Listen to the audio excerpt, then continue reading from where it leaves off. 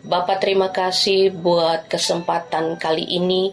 Kami mau belajar firman Tuhan dan menikmati hadirat Tuhan. Kiranya Roh Kudus yang terus menguasai hati dan pikiran kami sepanjang firman Tuhan dibagikan, dan nama Tuhan Yesus Kristus terus ditinggikan dan dimuliakan melalui seluruh kehidupan kami. Terpujilah namamu Tuhan Yesus. Bagi Tuhan segala kemuliaan. Di dalam nama Tuhan Yesus kami berdoa dan mengucap syukur. Amin. Shalom Sobat Maestro, berjumpa lagi dengan saya Foni Manik STH dari Kasih, Doa, dan Kehidupan Ministry. Tema yang saya bagikan kali ini berjudul Kapasitas Hati. Diambil dari Amsal 4 ayat 23. Firman ini saya percaya bahwa setiap Sobat Maestro sudah hafal di luar kepala. Mari kita baca bersama-sama. Jagalah hatimu dengan segala kewaspadaan, karena dari sanalah terpancar kehidupan. Jagalah hatimu dengan segala kewaspadaan adalah kalimat perintah. Menjaga hati adalah tanggung jawab kita secara pribadi. Gak bisa kita bilang tanggung jawab teman kita, adik kita, kakak kita, orang tua kita, bahkan siapapun juga yang ada di sekeliling kita. Menjaga hati supaya tetap waspada dan dari sana terpancar kehidupan adalah murni tugas kita.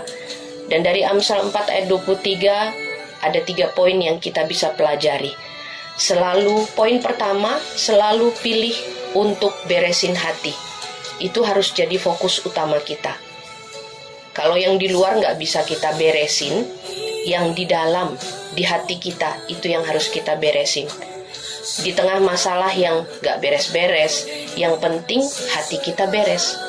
Dan sebelum membereskan masalah yang ada, semua masalah yang datang bertubi-tubi hari-hari ini, fokus untuk bereskan hati. Karena semua hal yang ada di luar kita itu akan menyusul untuk jadi beres. Supaya masalah perlahan beres. Ketika kita membereskan hati, ketika fokus kita membereskan hati, supaya masalah perlahan beres. Kenapa perlahan? Karena membereskan hati tetap harus ada prosesnya. Nggak bisa ekstra langsung beres. Tetap harus ada step by step yang kita kerjakan.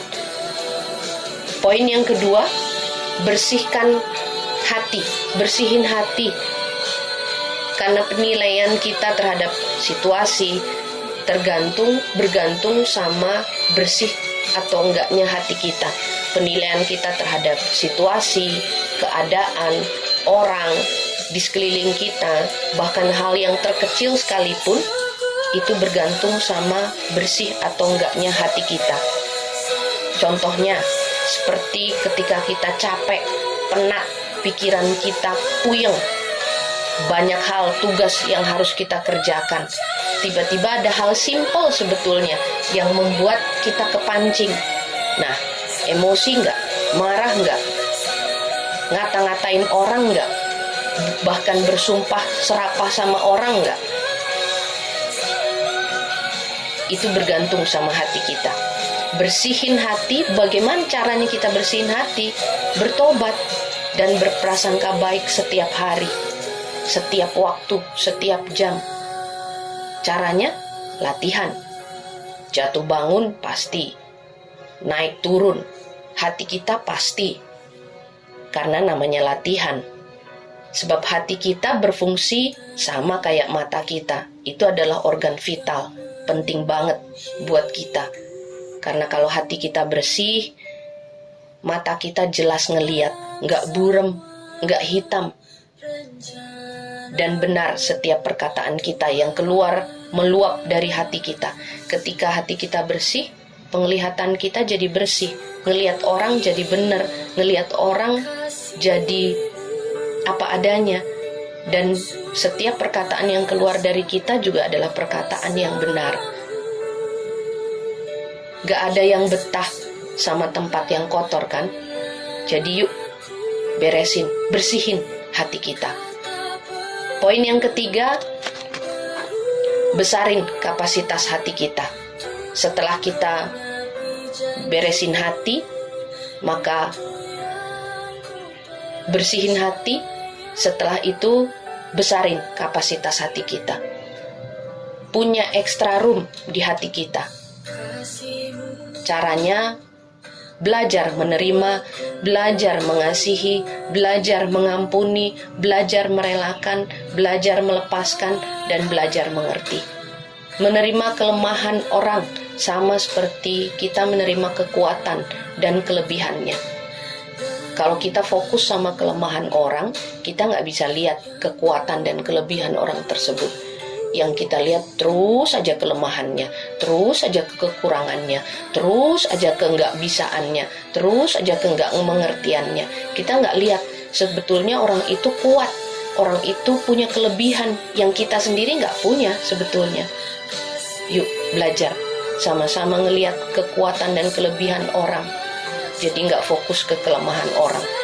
Mengasihi dan mengampuni caranya harus dengan praktek. Nggak bisa pakai perasaan dan perkataan saja.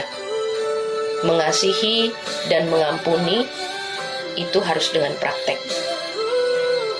Merelakan orang yang pergi meninggalkan kita, itu juga salah satu kapasitas yang Tuhan berikan untuk kita membesarkan hati.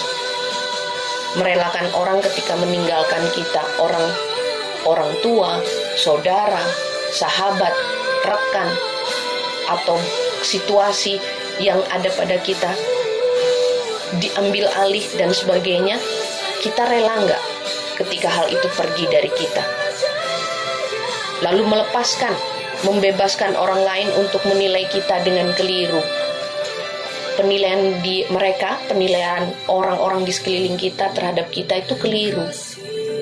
Kita belajar untuk melepaskan bahwa bukan hak kita untuk penilaian orang lain itu menjadi benar tentang kita. Biarkan Tuhan yang pegang kendali. Bebas orang menilai kita. Lalu mengerti, berusaha mengerti orang sama seperti kita berusaha untuk belajar dimengerti. Kita belajar untuk mengerti orang lain, kita belajar untuk mengerti situasi orang lain, kita belajar untuk mengerti keadaan orang lain. Kita dengan demikian kita memperbesar hati kita untuk belajar mengerti, berusaha untuk kita dimengerti.